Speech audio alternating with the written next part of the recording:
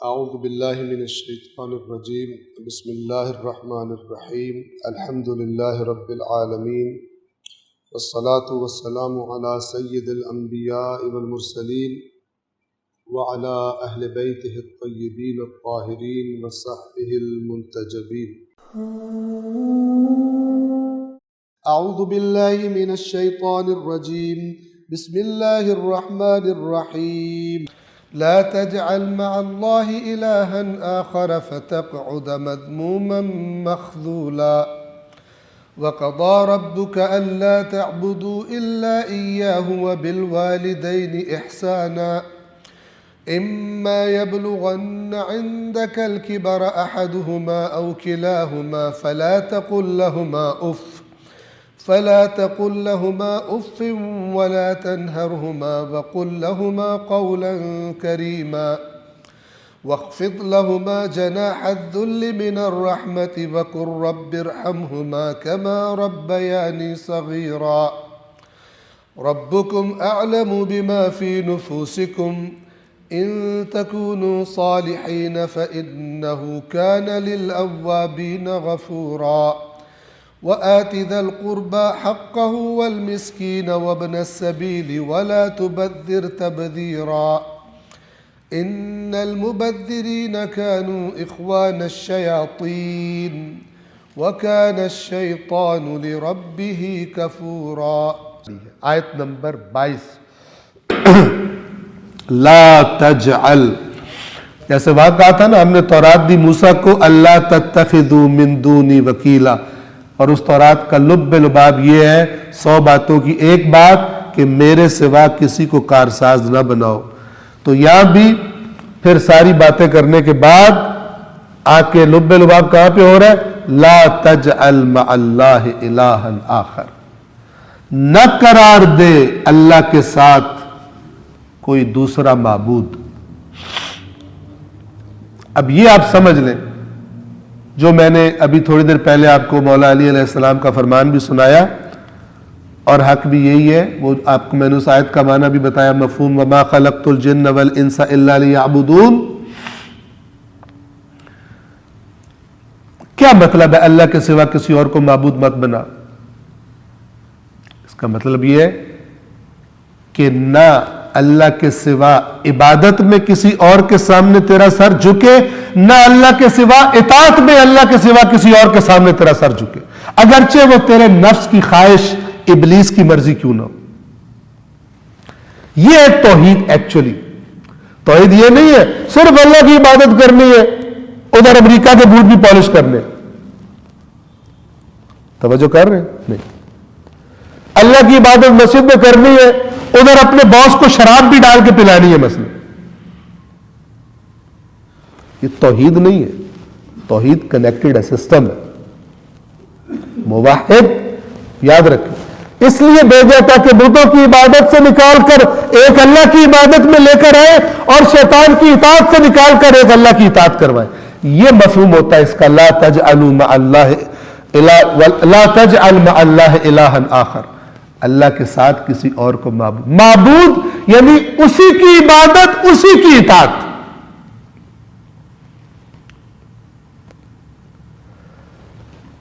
اگر کرے گا ایسا فتقعد، تو بیٹھے گا، ایک دن بیٹھ جائے گا۔ کون بیٹھتا ہے؟ جو ہار کے بیٹھتا ہے سب کچھ۔ کس حالت میں؟ مذمومن، وہی قابل مذمت حالت میں، یعنی سب برا بھلا کہہ رہے ہوں گے تو کیا کر کے آگے؟ جیسے کوئی آوارہ گردی کرتا رہا پھر فیل ہو جائے، لوگ کیا کہتے ہیں؟ پورا اپنا بیڑا تو نے خود غرق کیا، کسی کا کوئی قصور نہیں۔ جو کیا تجھے لوگ سمجھاتے رہے، نصیحتیں کرتے رہے، ماں کہتی رہی، باپ کہتا رہا، دوست کہتے رہے، تو پھر بھی آوارہ ہی رہا، کسی اور کا قصور نہیں، تیرا اپنا قصور۔ یہ مذمت۔ دوسری صفت مخذولا، مخذول کہتے ہیں جس کی مدد کوئی نہ کرے، سب اس کو چھوڑ ترک کر دے۔ اللہ کے سوا کسی کو معبود قرار دینے والے کا اینڈ کیا ہے؟ مذمومن مخذولا، نہ اس کی کوئی مدد کرے گا، نہ اس کی کوئی تعریف کرے گا، سب کہیں گے تو نے خود کی۔ اور یہ الہن آخر، اللہ کے ساتھ کوئی اور معبود بنانا، یہ ہمیشہ یہ دو معنی یاد رکھیں، عبادت، اطاعت۔ سب سے بڑی خرابی وہ بندہ اپنے آپ کو موحد کہے، توحید پرست، لیکن غیر اللہ کی اطاعت بھی کرے بعض معاملات میں، تو یہ خرابی ہے۔ ساری دنیا عبادت میں موحد ہو جائے لیکن باہر اللہ کی اطاعت نہ کرے، فسق و فجور عام ہوگا کہ نہیں ہوگا؟ آپ توجہ کریں، آپ فرض کریں پورا کراچی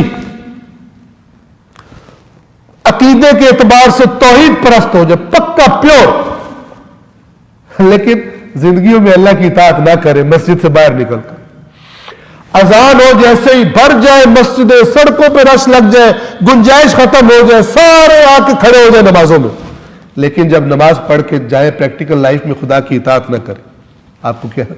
تو موحد معاشرے کی یہ شکل ہے۔ اور بھائی نماز تو ہے ہی برائیوں بے حیوں سے روکتی، اللہ نے کہا یہ تو ہے ہی میری اطاعت سکھاتی تم۔ جیسے روزے میں تمہیں کھانا پینا بند کیا اس لیے تاکہ تمہارے اندر تقویٰ پیدا ہو، یہ تو ٹریننگ ہے تمہاری روزہ۔ یہ مسلمان مہینہ ٹریننگ کر کے شب عید بیڑا غرق کر دیتے ہر چیز کا، بلکہ پہلے سے پلان کر رہے ہوتے ہیں کہ عید والی رات کو پارٹی کیسے کرنی، اس پارٹی میں تقویٰ کا نام و نشان تے کا ایک نقطہ بھی نہیں ہوتا، اس میں فسق و فجور کرنا شروع کر دیتے، دین کے بخیے ادھیڑ کے رکھ دیے انہوں نے۔ اللہ نے کہا اس لیے رکھا رہا ہوں تاکہ تمہارے اندر تقویٰ سٹرونگ ہو جائے، تاکہ پھر باقی دنوں میں خرابیاں نہ کرو۔ انہوں نے کہا ہم نے روزے رکھ کے گناہ بخشوانے، اعتکاف کے گناہ بخشوانے، اور پہلی تاریخ سے وہی گھوڑی اور وہی گھوڑی کا میدان، وہی بے ایمانیاں، وہی سارا کچھ ہوگا۔ یہ روزے اللہ نے کب رکھا ہے؟ تو اس لیے تو روزہ نہیں کہا تھا۔ اسی طرح نماز ہے، اس طرح باقی عبادتیں، یہ عبادتیں انسان کی تربیت کے لیے، ہم نے کہا ہم نے تربیت تو نہیں لینی، ان کے ذریعے گناہ بخشوانے اپنے۔ پہلے سمجھے کہ اللہ نے کس چیز کو کس لیے رکھا ہے، تب اس کے نتائج بھی صحیح ملیں گے۔ اللہ کے سوا کسی اور کو معبود نہ بنا، ورنہ تو مذموم اور بے یار و مددگار ہو کر بیٹھ جائے گا، فتقعد، تو بیٹھ جائے گا۔ آیت نمبر 23، بہت اب یہ پکچر خوبصورت ہے کہ جب توحید کا ذکر کر دیا، اب نیچے توحید کے تقاضے بتائے جا رہے، اور پہلا لفظ ہی اطاعت کی طرف اشارہ کر رہا ہے۔ تیرے رب نے فیصلہ کر دیا، فیصلے کے لیے ایک لفظ ہوتا ہے امر اور ایک ہوتا ہے قضاء، جس سے قاضی بھی نکلا، جو قاضی کو کہتے ہیں ڈیسائیڈ کر دیتے ہیں۔ معنی کے اعتبار سے لفظ قضاء زیادہ پاورفل ہے، لفظ قضاء میں زیادہ تاکید ہے، پکا فیصلہ کر دیا۔ یعنی اب اوپر کہا گیا لا تجعل مع اللہ الہا آخر، اللہ کے ساتھ کسی اور کی طرف تمہیں دیکھنا ہی نہیں ہے، نہ عبادت میں نہ اطاعت میں۔ ہاں جس کی اللہ نے کہا ہے، جیسے فرمایا من یطع الرسول فقد اطاع اللہ، جس نے رسول کی اطاعت کی اس نے اللہ کی اطاعت کی۔ جس کی خدا کہے گا، یعنی اصل جو اتھارٹی ہے، سپریم اتھارٹی ہے، وہ اللہ کی ذات ہے۔ اس کے بعد اس سے پوچھ کس کی ماننی ہے اور کس کی نہیں ماننی، اور کس کی کب تک ماننی، اور کب وہ لمٹ سے نکلے تو پھر نہیں ماننی۔ یہ ہے پیور توحید۔ وَقَضَىٰ رَبُّكَ، اب تو نے اللہ کے سوا کسی، اللہ کو بنا لیا اپنا معبود، اکیلا مان لیا اس کو، اب پھر وہ تجھے اپنا سسٹم دے رہا ہے۔ آگے چند آیات جو ہے اس میں وہ مین چیزوں کی طرف اشارہ کیا گیا ہے کہ جو ایک موحد کی زندگی میں اور ایک موحد توحید پرست معاشرے میں ہونے چاہیے۔ سٹارٹ کہاں سے ہو رہا ہے؟ وَقَضَىٰ رَبُّكَ، اب وہ جو تو نے کہا ہے نا کہ اس کے سوا کوئی معبود نہیں ہے، اب یہ مت کہنا عبادت تیری کر رہے ہیں، یا اللہ اور باتیں بھی آپ کیے جا رہے ہیں، ہم نے ضرور عبادت کرنی تھی آپ کی، آپ کہہ رہے ہیں امی ابو کے ساتھ بھی اچھا سلوک کرنا، آپ کو پتہ نہیں امی ابو نے کتنا تنگ کیا مجھے گھر میں نہیں اچھی طرح بات کر سکتا۔ اطاعت والی بات سٹارٹ کہاں سے ہو رہا ہے؟ وَقَضَىٰ رَبُّكَ، اور تیرے رب نے فیصلہ کر دیا ہے، پکا فیصلہ، قضا، یعنی یہاں پہ وہ لفظ نہیں ہے امر ربک، بات وہی ہوتی لیکن قضا میں زیادہ تاکید، وقضا ربک، اور تیرے رب نے فیصلہ کر دیا ہے اللہ تعبدوا الا ایاہ، یہ کہ عبادت نہ کرو سوائے صرف اس کے سوا کسی کی عبادت نہیں کرو، وَبِالْوَالِدَيْنِ إِحْسَانًا۔ اب آپ رتبہ دیکھیں، اسلامی سسٹم میں ایک موحد کی توحید کا تقاضا ہے، یعنی اس کی توحید کے ساتھ جوڑا ہے اللہ نے کس کو؟ والدین کے ساتھ حسن سلوک۔ عجیب و غریب روایات ہیں جن میں سے ایک یہ ہے کہ اگر کوئی اپنے والدین کو غصے کی نگاہ سے دیکھے جبکہ والدین نے اس پر ظلم کیا ہو، زیادتی کی ہو، بہت عجیب ہے۔ یہ نہیں کہ والدین نے کوئی ظلم نہیں کیا ویسے غصہ کرے، نہ، انہوں نے ان سے زیادتی ہو گئی ہو لیکن انہیں غصے کی نگاہ سے دیکھے، ابے کو آنکھیں پھاڑ کے دیکھے یا ماں کو، کیونکہ وہ بیچاری اب کمزور ہو گئی ہے اور یہ اب جم جاتا ہے ہر روز، اس کی باڈی بن گئی ہے اور وہ اب طاقت اپنی اماں پہ آزما رہا ہے اور ابا پہ آزما رہا ہے، ٹھیک ہے نا؟ تو جو اس طرح دیکھے ان کو، فرمایا کہ اللہ اس کی نماز قبول نہیں کرتا۔ نماز توحید ہے، قبول نہیں کرتا۔ تو جتنا بھی نمازی ہے، فلان ہے، باہر بڑا چودھری دیندار بنا ہوا ہے، ماں باپ کے ساتھ یہ سلوک کرتا ہے؟ نہیں کرتا۔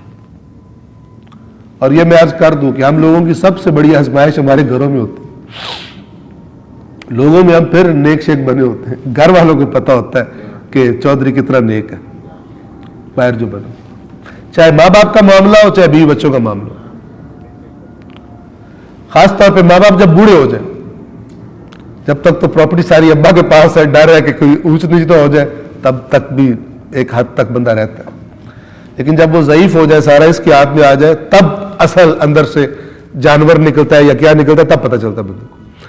تو لہذا اللہ تبارک و تعالی نے والدین، چونکہ والدین کو اللہ نے وسیلہ قرار دیا ہے اور ان کے دلوں میں خاص طور پر بچے کے لیے فطری طور پر محبت ڈال دی ہے کہ کچھ کا کچھ ہو جائے بچہ پل جائے، لہذا آپ ماں باپ کو دیکھتے ہیں، ٹھیک ہے، کہ وہ کس طرح بچوں کو پال رہے ہوتے ہیں، حتیٰ کہ اپنے آپ کو تکلیف میں ڈال کر۔ اب یہی بچہ جب بڑا ہو جائے، ایک دوست تبلیغ کے لیے گئے تھے کسی یورپین ملک میں، کہیں بھی ہو سکتا ہے، یہاں بھی ہو سکتا ہے یہ، لیکن وہاں کا بتا رہے تھے کہ ایک بیٹے نے نہیں مانی باپ کی کوئی بات، تو باپ نے کہا کہ تجھے پتہ ہے میں نے کتنی زحمت کر کے، کتنی مزدوریاں کر کے تجھے پالا ہے، تو اس نے کہا کہ ٹھیک ہے بل بنا کے دے دو، میں پے کر دوں۔ ابا سے کہتا ہے بل بنا کر پے کر دے تو مجھے بنا کے دے دو، میں پے کر دوں گا، زیادہ میرے اوپر احسان نہ جتاؤ۔ اصلاً اسلام ایک مائنڈ سیٹ، توحید ایک مائنڈ سیٹ بندے سے تقاضا کرتی ہے، تجھے کیا کرنا اور کیا نہیں کرنا، تجھے اللہ کی ماننی ہے، کہیں اور سے نظریات نہیں لینے، کہیں اور سے فیڈ نہیں لینی، ورنہ کر حج ہے تو کر زیارت ہے تو کر، تو عزاداری ہے تو پڑھ نمازیں، تیرے منہ پہ ماریں گے۔ اس لیے کہ توحید یہ نہیں تھی کہ بیلنس کرتا رہے، ادھر اللہ کی نافرمانیاں کر کے ادھر بیلنس کر، نمازیں پڑھ کے اور زیارتیں کر کے اور حجیں کر کے اور ماتم کر کے، اس طرح بیلنس نہیں ہوتا۔ توجہ فرما رہے، رسومات سے بیلنس نہیں ہوتا۔ لہذا توحید کا جیسے ذکر کیا، پورے احکامات ہے کہ یہ کرنا ہے یہ نہیں کرنا۔ وَبِالْوَالِدَيْنِ إِحْسَانًا، اور والدین کے ساتھ حسن سلوک کرنا۔ اور پھر چونکہ خاص طور پہ والدین کو ضرورت ہوتی ہے احسان کی، احسان عربی والا، اردو والا نہیں، عربی، کیونکہ والدین پہ کوئی احسان کر ہی نہیں سکتا، اردو والا احسان، ان کے احسانوں کا بدلہ نہیں چکا سکتا۔ عربی میں احسان کا مطلب ہوتا ہے اچھا سلوک، خوش اخلاقی، اطاعت گزاری، زبان پہ کنٹرول. کیونکہ یہ زیادہ ضرورت پڑتی ہے جب دونوں یا ایک بڑھاپے کو پہنچ جائے اولاد کے پاس. ایک بڑی پیاری کسی وقت کسی نے پوسٹ بنائی ہوئی تھی کہ چھوٹے چھوٹے بچے تھے اور امی بیچ میں کھڑی تھی، تو سارے بچے اپنی طرف کھینچ رہے اور کہہ رہے امی میری ہے، امی میری ہے. پھر امی بوڑھی دکھائی اور بچے جوان ہو گئے، تو سارے ایک دوسرے کو کہہ رہے امی تیری ہے، امی تیری ہے، میں تو گھر لے کے جا، ہمارے پاس کیوں بٹھایا ہوا. اللہ نے اپنی توحید کے ساتھ جوڑا ہے اس کو. لہذا آپ یقین کریں، ہم میں سے کون ہوگا جس سے کوتاہی نہ ہوئی ہو والدین کے بارے میں. استغفار کرنا چاہیے. اور جن کے زندہ ہیں اور ان کے مزاج ٹھیک نہیں ہے اور دماغ میں گیس بھری ہوئی ہے، کوئی چیز ان کے پاس آ گئی ہے تو ان کو لگتا ہے کہ ابا اماں ایسے ہیں. آزمائش ہے ہماری اور آپ کی. اولادیں بھی آزمائش ہیں اور ماں باپ بھی آزمائش. اللہ کہہ رہا ہے جو رویہ میں نے کہا ہے وہ رکھا تم نے. اگر رویہ نہیں رکھا تو انسان کو چاہیے استغفار کرتا رہے. اور استغفار یہ نہیں کہ استغفار کرتا رہے رویہ وہی رکھے، یعنی اگر کوتاہی ہوگی تو آگے یہ بات بھی آ جائے گی. اما یبلغن عندک الکبر احدہما او کلاہما، اگر تیرے پاس بڑھاپے کو پہنچ جائے ان دونوں میں سے ایک یا دونوں، یعنی ان کی پہلے وفات نہ ہو، بوڑھے ہو جائیں اور تیرے سامنے ہو، فلا تقل لہما اف، تو ان کو اف نہیں کہنا. اف عربی زبان میں بیزاری اور فیڈ اپ ہونے کا کم ترین لوئسٹ لیول ہے. اور روایت میں امام فرماتے ہیں کہ اس سے بھی ہلکا کلمہ لفظ اگر ہوتا تو اللہ یہاں پہ وہ استعمال، یہ ہلکا ترین کلمہ اف. اگر وہ پہنچ جائے بڑھاپے کو ان میں سے ایک یا دونوں، فلا تقل لہما اف. یہ بھی توحید کا تقاضا ہے ورنہ شرک ہو جائے گا، شرک عملی. فلا تقل لہما اف، تو ان کو اف تک نہ کہنا. ولا تنہرہما، اور کجا یہ کہ تو جھڑکے انہیں، چپ کرے امی. بیگم سے چڑھ کے مثال کے طور پر یا کسی اور وجہ سے جھڑکنا شروع ہو جائے. البتہ ہمارا بھی یہ موضوع نہیں ہے، لیکن والدین کے اپنے حقوق ہے، بیوی کے اپنے حقوق ہے اور بچوں کے اپنے حقوق. حکمت کے ساتھ، دانائی کے ساتھ، اپنے جذبات پہ قابو رکھتے ہوئے. ایسا بھی نہیں دین کہتا کہ مثلا والدین کے لیے دوسروں پہ ظلم کر دو. توجہ کر رہے ہیں؟ کیونکہ اگر والدین کے ظلم میں انسان معاون بن جائے تو ان کو بھی گناہگار کر رہا ہے. لہذا حکمت اور دانائی کے ساتھ، بغیر اگر ایسا وہ کر رہے ہو، بغیر ان کی انسلٹ کیے، بغیر لہجہ خراب کیے، بالآخر اللہ کی اطاعت سے خارج نہیں ہونا کہ ایک کی وجہ سے دوسرے پہ ظلم کر دیں. لیکن اگر مثلا وہ زیادتی کر رہے ہیں اور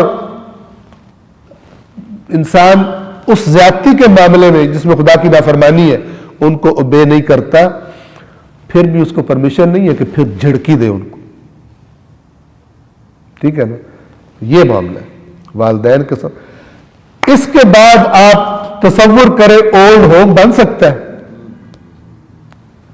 کچھ سوچ بھی نہیں سکتا اولڈ ہوم بنانے کی. ابا ابا کو وہاں سوچ بھی نہیں سکتا. یعنی اس تعلیم کے مطابق ماں باپ بوڑھے ہو گئے، ان کو جان چھڑاؤ، تھوڑے سے پیسے دو، اولڈ ہوم میں جا کے پڑے رہے. نہیں، ان کو ضرورت ہے، آپ کو دیکھنا چاہتے ہیں مثال کے طور پہ جن بچوں کو پالا ہے. اب یہ ہے اسلام. بندہ کچھ چیزیں چن لے، باقیوں کو اٹھا کے ڈسٹ بن میں پھینکے احکامات کو اور کہے کہ میں تو بڑا مسلمان. ایسے نہیں ہوتا. ولا تنہرہما، اور نہ ہی اسے جھڑکنا. نہر، ٹھیک ہے نا؟ وَأَمَّا السَّائِلَ فَلَا تَنْهَرْ، بھکاری مانگنے آتا ہے کیسے ڈانٹتے اس کو؟ دفع ہو جائے، نکل جائے۔ جھڑکنا تو ہے ہی نہیں، کہا کہ اف بھی نہیں کہہ سکتا۔ وَقُلْ لَهُمَا قَوْلًا كَرِيمًا، اور تو نے انتہائی احترام والا قول ان سے کہنا ہے، بات کرنی ہے ان سے۔ یہ ہے تصویر اولاد کی والدین کے ساتھ، توجہ کر رہے ہیں؟ اور یہ جڑی کس سے ہوئی ہے؟ توحید سے جڑی ہوئی ہے۔ اللہ نے اپنی توحید کے بعد، اب ترتیب ہوتی ہے نا، امپورٹنٹ، یہاں پر اللہ نے اپنی توحید کے ساتھ والدین کے احسان کو، یعنی جو مواہد ہے وہ والدین کے ساتھ اچھا سلوک کرے۔ اور آیت نمبر 24 میں بات جاری ہے، میں بس اس پہ تمام کر دوں گا، پتہ نہیں چلا 1 گھنٹہ 10 منٹ ہو گئے۔ وَاخْفِضْ لَهُمَا جَنَاحَ الذُّلِّ مِنَ الرَّحْمَةِ، جناح کہتے ہیں پروں کو، ذل ایک ہے لفظ، ذل ذال پر پیش ہے، اور ایک ہے ذل ذال کے نیچے زیر ہوتی ہے، ان دونوں میں فرق ہے، دونوں ذلت سے۔ ذل کہتے ہیں جب کسی طاقتور کے سامنے بندہ یوں ہو جائے، یعنی تھوڑا بھی ہلے گا تو مارے گا، اسے کہتے ہیں ذل۔ اللہ تعالیٰ کہ ہے والدین کے سامنے یوں کھڑا ہو، وقفض ہاتھ نیچے کر کے، لہما ان دونوں کی، جناح الذل، لہذا امام کی دعا میں ہے کہ اے اللہ مجھے توفیق دے والدین کے سامنے ایسے کھڑا ہوں جیسے غلام بادشاہوں کے سامنے کھڑے ہو، وہ اسی آیت سے جناح پروں کو کہتے ہیں، جناح الذل من الرحمہ، دونوں چیزیں جوائن کر دی۔ ادھر سے تجھے ہو کہ گویا بادشاہ ہے، میرے خلاف کچھ فیصلہ نہ صادر کر دے، ٹھیک ہے، اور دوسری طرف سے چونکہ وہ کمزور ہیں اور بوڑھے ہیں، رحمت سے بھرے ہوئے۔ اور یہ وہ اس کا بدلہ ہے کہ جیسے ماں اور باپ بچوں کو آغوش میں لیتے ہیں پیار سے، یہ پر، جیسے آپ نے دیکھا ہوگا پرندہ جب تھریٹ ہو اس کے بچوں کو، مرغی آپ نے دیکھی ہوگی فوراً یوں پر کھولتی ہے، اس کے بچے پناہ کے لیے اس میں آ جاتے ہیں۔ تو اس طرح ذل کے ساتھ جیسے کھڑا ہوا جاتا ہے، وہ ان دونوں کے سامنے تو نے اس طرح کرنا ہے۔ وَقُلْ، اور کہہ، رب ارحمہما، کہ اے میرے رب ان دونوں پر رحم کر۔ اف نہیں کرنی، جھڑکی نہیں دینی زیادہ، اس کے بدلے میں اگر ایسا ہو رہا یہ والی دعا مانگنی ہے، اور اس دعا میں بھی اللہ نے ان کا احسان یاد کروایا ہوا۔ وَقُلْ رَبِّ ارْحَمْهُمَا كَمَا رَبَّيَانِي صَغِيرًا، جیسے میں جب چھوٹا تھا میں پیشاب کر دیتا تھا بیچ میں رات کو میری والدہ کا کپڑے بھی گیلے ہو جاتے تھے، وہ تو مجھے نہیں تھپڑ شپڑ مار کے اور کہتی تھی کیا تو نے مجھے کر دیا فلان کر دیا، تو جیسے انہوں نے مجھے پالا ہے تو بھی ان پر رحم فرما۔ یہ کہ یہ تنگ آ گیا ہوں، گھر سے بندہ باہر سے کام کر کے آتا ہے تو سر چاٹنا شروع کر دیتے ہیں، آپ لوگ کدھر جاؤں میں فلان جاؤں، اس طرح کی بات نہیں کرتی، بلکہ ایسے کھڑے ہونا ہے۔ وَاخْفِضْ لَهُمَا جَنَاحَ الذُّلِّ مِنَ الرَّحْمَةِ وَقُلْ، اور اگر کچھ بولنا ہی ہے تو اللہ سے دعا کر، رب ارحمہما کما ربیانی صغیرا، چونکہ انسان کو جب احسان اپنے اوپر یاد آتا ہے پھر تھوڑا ٹیمپریچر نیچے ہو جاتا ہے اس کا۔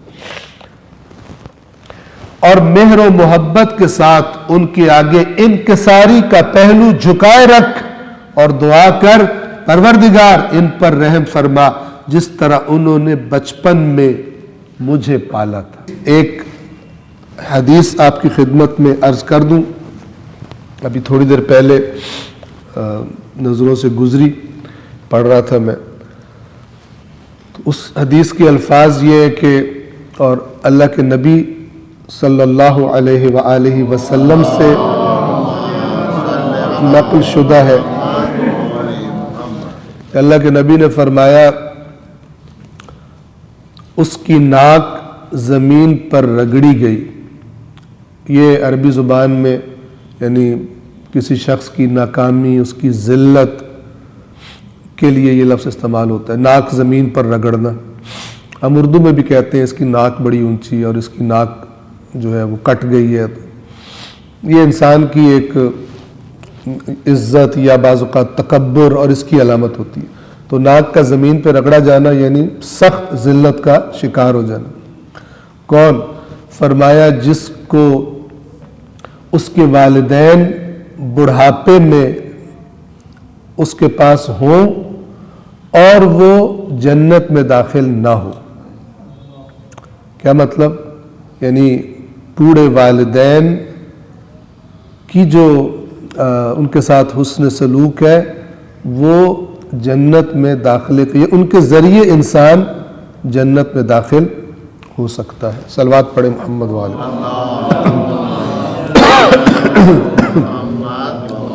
سورۃ الاسراء آیت نمبر 25. ربکم اعلم بما فی نفوسکم، تمہارا رب بہتر جانتا ہے، سب سے زیادہ علم رکھتا ہے اس کا جو تمہارے نفوس میں ہے، جو تمہارے دلوں میں ہے، تمہارے اندر ہے. یعنی خداوند عالم تمہیں اچھی طرح جانتا ہے. ان تکونوا صالحین، اگر تم صالح ہوئے، صالح یعنی اچھے عمل کرنے والے، فَإِنَّهُ كَانَ لِلْأَوَّابِينَ غَفُورًا، تو یقیناً وہ پروردگار تمہارا اوابین کے لیے غفور ہے.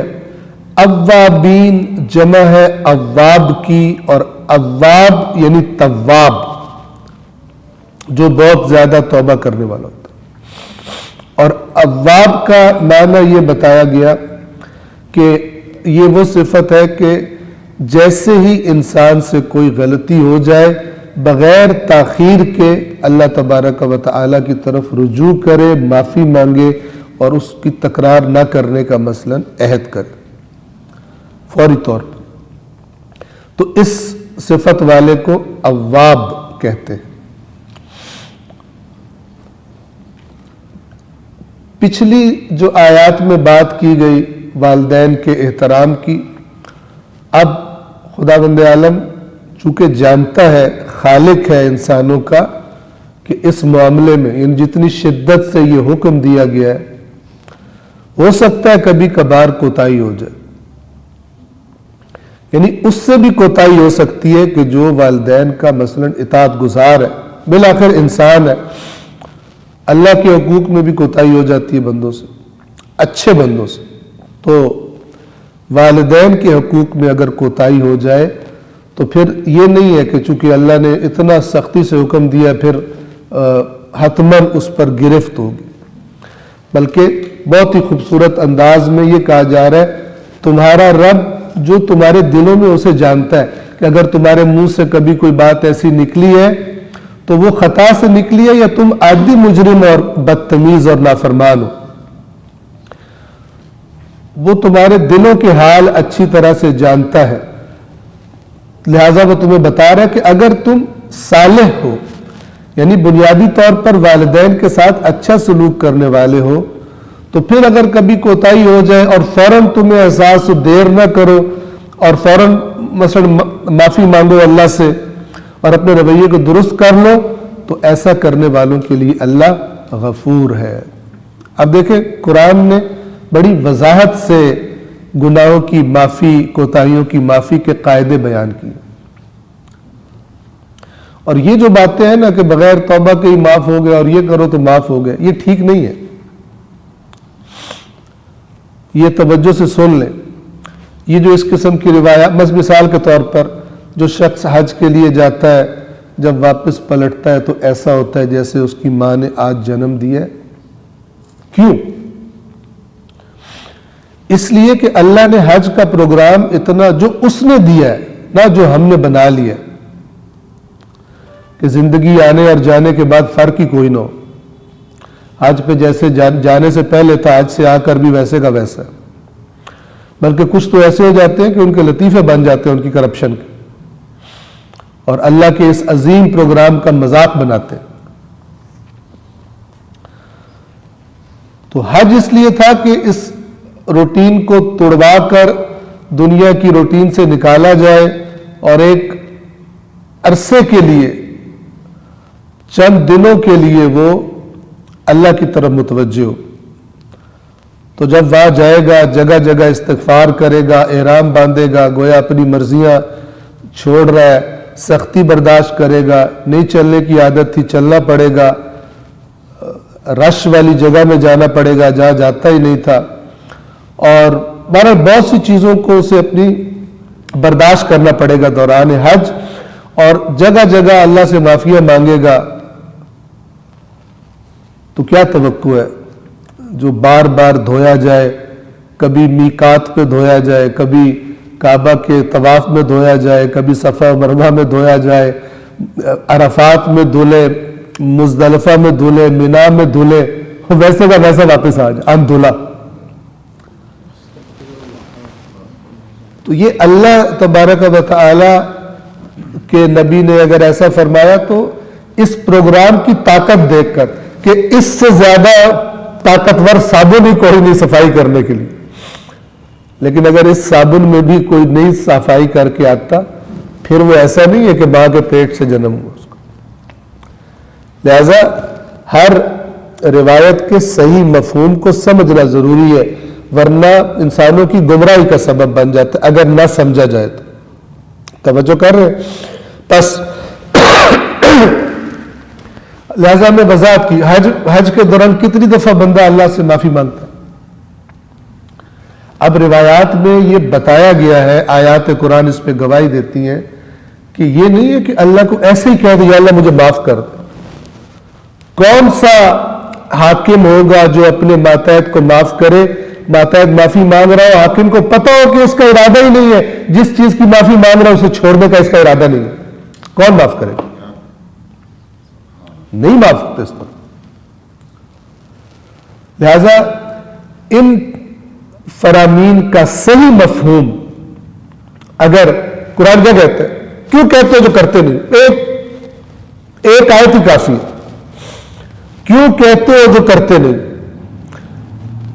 غزوہ تبوک کے موقع پر کچھ لوگ منافقوں کے پروپیگنڈے میں آ گئے اور نہیں گئے، مکس اپ کر بیٹھے، اس طرح عادی مجرم نہیں تھے۔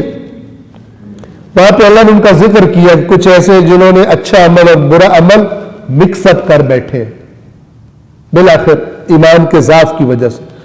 وہاں ان سے کہا گیا اے رسول ان سے کہیے کہ اب تم عمل کرو، اللہ اور رسول اور مومن تمہارا عمل دیکھیں گے، یعنی تمہارا عمل بتائے گا کہ تم نے جب تبوک سے واپسی پر آ کے سوری کیا ہے تو دل سے کیا یا چکر دیا منافقوں کی طرف، کیونکہ انسان اپنے عمل سے پکڑا جاتا ہے۔ ایک بندہ معافی مانگے اپنی کمپنی کے باس سے کہ میں بھی کروں گا، ٹھیک ہے، اور پھر وہی حرکت کرے، یعنی اس کے رویے سے لگے کہ اس نے معافی پتہ نہیں کیوں مانگی ہے تو بالکل بدلا ہی نہیں ہے۔ تو یہ چیزیں انسان کی عقل اسے آرام سے سمجھا دیتی ہے، اور اس لیے قرآن بھی بار بار کہتا ہے کہ تم افلا تعقلون، عقل استعمال کیوں نہیں کرتے۔ قرآن مجید بہت سادہ ہے، ہاں جب آپ اس کے قریب آئیں گے، آہستہ آہستہ اس کو دیکھنا پڑھنا شروع کریں گے تو جیسے جیسے مانوس ہوتے جائیں گے اس طرح آپ کو پتہ چلے گا اللہ تبارک و تعالیٰ کی یہ کتنی بڑی نعمت ہے ہدایت پہ رہنے کے لیے، اور آپ کے پاس ایک ایسا معیار آ جائے جس سے آپ ہر چیز کو پرکھ سکتے ہیں۔ اصلی نقلی نوٹ آپ جو ہے جدا کر سکتے ہو، پرانا گلا ہوا ہوگا اصلی ہوگا آپ کو پتہ چل جائے گا، نیا لشکارے مارتا ہوا ہوگا پتہ چل جائے گا آپ کو نقلی ہے، یہ تو چلایا کہیں تو ہو سکتا ہے پولیس پکڑ کے لے جائے۔ یہ صلاحیت قرآن مجید میں ہے اور بس، اور دوسری یہ صلاحیت محمد و آل محمد میں تھی لیکن وہ ہمارے درمیان موجود نہیں، اور ان کے یہ جو ہم بار بار ریپیٹ کرتے ہیں کہ ان کے جو فرامین پہنچے وہ کئی واسطوں سے پہنچے ہم تک، اور انہوں نے ایک انسان کو، ایک مومن کو جو سب سے آسان راستہ بتایا ہے بچنے کا غلط باتوں سے، جو چاہے ان کے نام پر کوئی عالم بیان کر دے یا کتابوں میں لکھی ہوئی ہو، کہا کہ خلاف قرآن قبول نہ کرو۔ اگر تم صالح ہوئے تو پھر وہ تمہیں بتا رہا ہے کہ یقیناً وہ غلطی کر کے، جن سے غلطی ہو جائے فوراً پلٹ کے معافی مانگ لے، غفور ہے۔ غفور آپ کو پتہ ہے ایک ہوتا ہے غافر، غافر یعنی مغفرت کرنے والا، غفور مبالغہ ہے، اس میں زیادہ ہونے کا معنی پایا جاتا ہے۔ غفور یعنی بہت زیادہ مغفرت کرنے والا، یعنی اللہ تبارک و تعالی جب اپنی رحمت کا ذکر کرتا ہے قانون بتا کے، نہ کہ خود خرابیاں کرتے رہو کہ اللہ غفور الرحیم ہے، یہ غلط ہے، یہ نہیں ہے، اس کا کوئی ذمہ دار نہیں ہے، کوئی گارنٹی نہیں ہے، بلکہ جب تم اس طرف آ جاؤ تو پھر اس کی طرف سے کوئی کمی نہیں پاؤ گے کہ تم آؤ اور وہ قبول نہ کرے، ایسا وہ نہیں ہے، لیکن تم کو میں نے آنا نہیں ہے، میں وہی کھڑا ہوں، تو غفور بن جا میرے لیے، یہ ٹھیک نہیں ہے۔ قرآن مجید بالکل اس کے برعکس بات کرتا ہے۔ جو کچھ تمہارے دلوں میں ہے اس پر تمہارا پروردگار زیادہ باخبر ہے، سب سے زیادہ جانتا ہے، اعلم۔ اگر تم صالح ہوئے تو وہ پلٹ کر آنے والوں کے لیے یقیناً بڑا معاف کرنے والا ہے۔ آیت نمبر 26 وَآتِ ذَا الْقُرْبَى حَقَّهُ، اور دے دے قریبی رشتہ داروں کو، قریبی رشتہ دار کو اس کا حق۔ اللہ تبارک و تعالی نے قریبی رشتہ داروں کے لیے حق رکھا ہے انسان کے مال میں، ایک مومن کے مال میں۔ آپ توجہ فرمائیں، رشتہ دار تو اور زیادہ تاکید کی گئی ہے۔ قرآن تو فرماتا ہے قیامت کے دن جو جنت میں جا رہے ہوں گے ان کی جو صفات بتائی ہیں سورۃ المعارج میں، وہاں فرمایا ہے کہ ان لوگوں کی صفات یہ تھی کہ ان کے اموال میں، ان کی ویلتھ میں، ان کے مال میں وفی اموالہم حق معلوم، ایک معین حق حصہ ہوا کرتا تھا دنیا میں، انہوں نے معین کر لیا تھا، کمیٹڈ تھے کہ جو مجھے ملے گا اس میں سے اتنا حصہ للسائل والمحروم، مانگنے والے کے لیے اور اس محروم کے لیے جو مانگتا بھی نہیں ہے۔ یعنی یہ اتنے کمیٹڈ لوگ تھے اپنی ذمہ داریاں جو اللہ کی طرف سے ان پہ ذمہ داریاں تھی، اور غریبوں کی مدد اور محروموں کی کا خیال رکھنے کی کرتے تھے۔ تو یہ تو عام سائل اور محروم کی بات ہو رہی ہے، ذوی القربہ اس سے بڑھ کر سب سے پہلے انسان نے اگر ہیلپ کرنی ہے اور اس کا رشتہ دار پہلے ہے تو رشتہ دار کا حق پہلے بنتا ہے، اور پھر اس کے بعد اس سے دور، اور اس طرح یہ سسٹم چلے گا۔ اور آپ توجہ فرمائیں، یہ اتنا خوبصورت ہے کہ اگر ہر مومن اپنے رشتہ دار جو اس سے کمتر رکھتے ہیں انہیں اپنی ذمہ داری سمجھ لے تو پورا معاشرہ ٹھیک ہوگا۔ چونکہ جو میرے رشتہ دار نہیں ہے، میرے حلقہ احباب نہیں ہے، میں نہیں جانتا ان کے حالات، آپ نہیں جانتے۔ کوئی آ گیا میرے ساتھ یہ مسئلہ ہوا، آپ کو پتہ نہیں، پتہ علم غیب نہیں ہے، کتنے مسائل ہوتے ہیں کہ بندہ چیک کرا لے، لیکن جو میرے رشتہ دار ہیں، جو میرے دوست ہیں، ان کا تو مجھے پتہ ہوتا ہے۔ اگر کوئی حادثہ اس کے ساتھ ہو گیا ہے، کوئی بیماری آ گئی ہے، کاروبار میں نقصان ہو گیا ہے، مجھے پتہ ہے کیونکہ اس کے حالات مجھے پتہ ہے۔ لہٰذا اللہ نے کہا کہ یہ تمہیں ان کا پتہ ہے حالات کا، یہ تمہاری زیادہ ذمہ داری ہے۔ اور اب یہ لفظ دیکھیے وَآتِ ذَا الْقُرْبَى حَقَّهُ، قریبی رشتہ دار کو اس کا حق ادا کر، وَالْمِسْكِينَ، عجیب دیکھیں، اور مسکین کو اس کا حق ادا کر، یعنی مسکین کا حق ہے تجھ پر اگر خدا نے تجھے زیادہ دیا۔ وَابْنَ السَّبِيلِ، اور جو مسافر درماندہ ہو کے رہ جائے، اس کے پاس نہ ہو۔ وَلَا تُبَذِّرْ تبذیرا، اور تبذیر، لا تبذر، تبذیر نہ کر، دو لفظ ہیں کہ جو خرچ کرنے میں زیادہ روی، افراط جسے کہا جاتا ہے، اس کے لیے استعمال ہوئے۔ ایک ہے اسراف اور ایک ہے تبذیر۔ تبذیر بیسیکلی بذر سے ہے، بذر کہتے ہیں بیج کو، اور تبذیر کا جو بنیادی معنی ہے لغت میں وہ ہے کہ جو بیج ہوتے ہیں ان کو بکھیرنا۔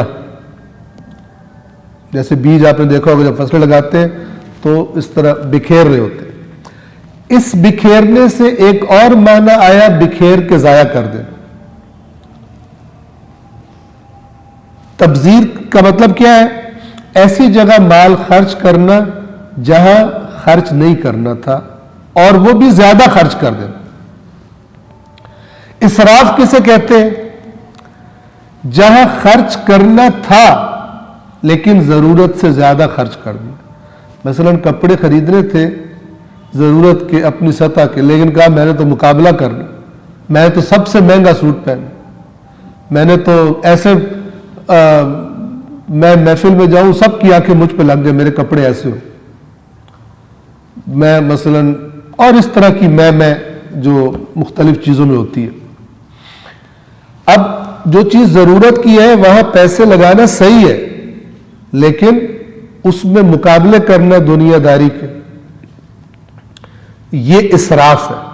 لیکن کچھ ایسی جگہ ہیں جہاں پیسے لگانے ہی نہیں چاہیے، وہاں زیادہ لگانا۔ حرام کی محفلوں پر،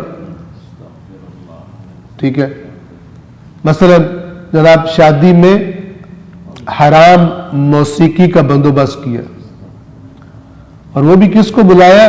ہم اپنے ملک کے سب سے مہنگے سنگر کو بلائیں گے، سٹارز کو بلائیں گے، سٹارز کو، کیونکہ میرے بچے کی شادی ہے اور روز روز تو نہیں ہوئی۔ یہ کس کو دکھا رہا ہے؟ یہاں پہ لگا ہی نہیں سکتا تھا، وہاں پہ بھی زیادہ لگا دی۔ تو بنیادی معنی کیا ہے اس کا؟ زیادہ روی کرنا خرچ میں۔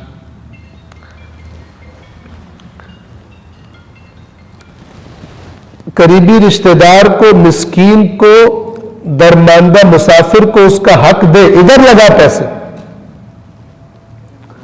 اور جہاں نہیں لگانے وہاں پہ اپنی شو بنانے کے لیے، بتانے کے لیے کہ میرے پاس کتنا مال اور میں کتنی بڑی چیز ہوں، وہاں پہ مت لگا۔ اور اگلی آیت دیکھیے، آیت نمبر 27، کہ اگر تو ایسا کرے گا تو پھر سن لے، اللہ تعالیٰ کی نظروں میں دنیا میں تو نے بڑا ٹیکا بنا لیا، اتنے کروڑ کی شادی ہو گئی تو اتنے کا جوڑا بن گیا تو اتنے یہ ہو گئے، بڑی دنیا میں باتیں ہونے لگی ہیں، لیکن اللہ کا فیصلہ سن لے، کیونکہ اللہ تو دیکھ رہا ہے ادھر مخلوق بھوکی مر رہی ہے۔ ایک بیٹی کی شادی کی ہے جس میں 500 کی شادی ہو سکتی تھی غریبوں کی، وہ بیٹھی ہے، ان کے پاس جہیز کے بنیادی ضروریات کے بھی پیسے نہیں ہیں، وہ تو اوپر سے دیکھ رہے ہیں نا کہ یہ کیا کر رہا ہے، وہ کیا کر رہا ہے۔ اور آپ لفظ دیکھیں قرآن کے، حق ادا کر ان کا، یعنی تیرے اوپر حق ہے۔ پھر اللہ فرماتا ہے ان المبذرین، تبذیر کرنے والے یقیناً کانوا اخوان الشیاطین، یہ شیاطین کے بھائی ہیں،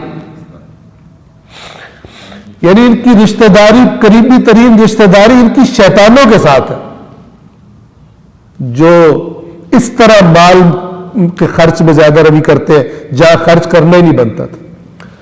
اور وہ جن شیاطین کے یہ بھائی ہیں ان کا بڑا کون ہے؟ شیطان۔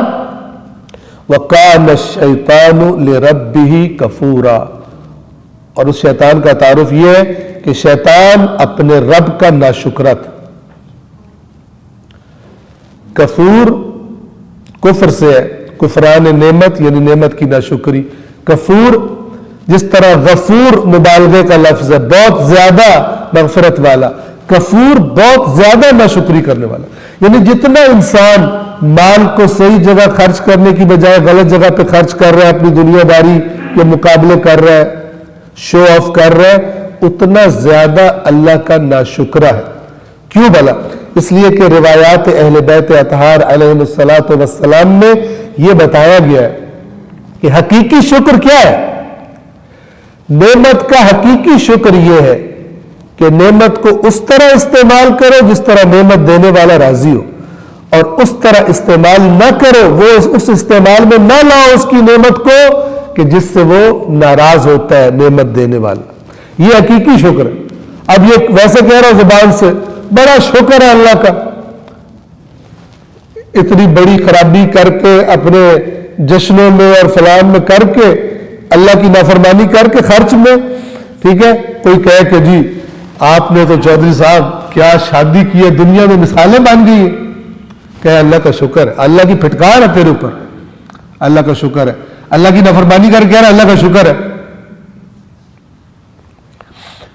قرآن مجید نے بڑی ایکیوریسی کے ساتھ، بڑی دقت کے ساتھ واضح باتیں بیان کر دیے کہ مومن کیسے ہوتے ہیں، ان کے مزاج کیسے ہوتے ہیں، رسپانسبل سمجھتے ہیں خود کو. نہیں یہ کہ 4 ٹکے جیب میں آئے تو گھوڑا بے لگام ہو گیا، جدھر دل کر رہا ادھر گھس رہا ہے، جو دل کر رہا کھا رہا، جو دل کر رہا پی رہا.